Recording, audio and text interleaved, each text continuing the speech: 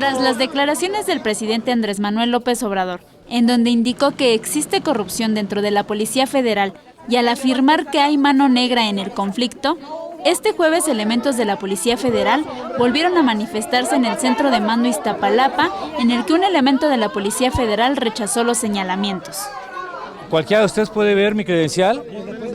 Ajá, aquí está, ¿sí? Incluso se dan cuenta, es el formato más reciente de credencial institucional, donde dice que somos personal en activo, ¿cierto?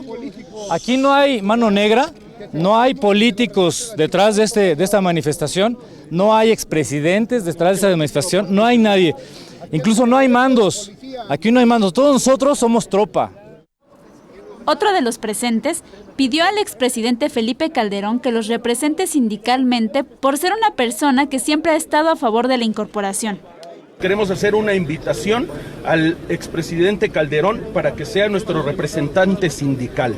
Por favor, exigimos la presencia del expresidente Felipe Calderón. Antes del mediodía, se vivieron momentos de tensión debido a que 4 camionetas de la Guardia Nacional pasaron afuera del centro de mando. Sin embargo, no hubo enfrentamientos.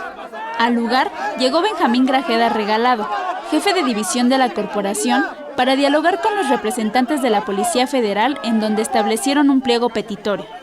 Punto número 1, mantener la estructura de la Policía Federal, tal y como nos encontramos actualmente.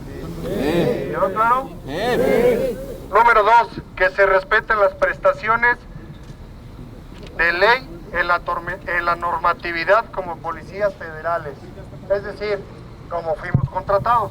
¿Quedó claro? Sí. 3, ¿hay disponibilidad de integrarnos a la Guardia Nacional? Sí, pero como Policía Federal. Además, el oficial Luis Ojeda manifestó que tienen un plan B, pero lo mantendrán confidencial hasta agotar los recursos que tienen. Tras varias horas de bloqueo, alrededor de la 1 de la tarde liberaron las vialidades de Anillo Periférico Oriente, en Iztapalapa, Autopista México-Pachuca, así como Periférico y Telecomunicaciones. En una segunda mesa de diálogo a mediodía, los policías federales informaron que la instrucción es clara y firme y que la mesa de negociación está abierta hasta que se solucionen todas las peticiones. Con imágenes de Libe Rodríguez, Gloria López, 21 Noticias.